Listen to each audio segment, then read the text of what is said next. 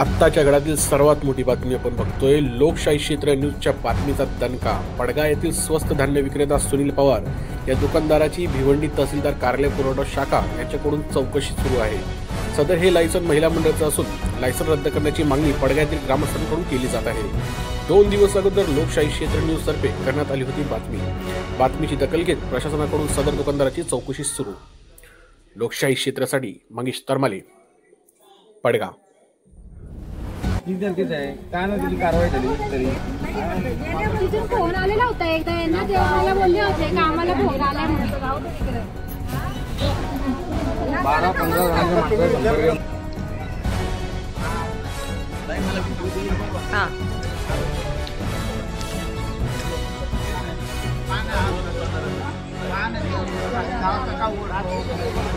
12-15 जणांचा आम्हाला 2-3 महिने देत नाही आणि मग नंतर काय तो लोक कोणी इथून घेऊन जातात। अरे घेण्याचं काय करणार?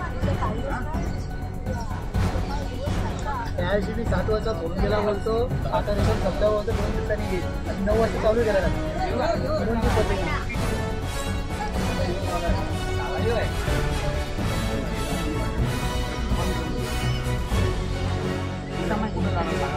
रोडवर धंदा करणार पण कुठं काय मोजमजुरी करतो।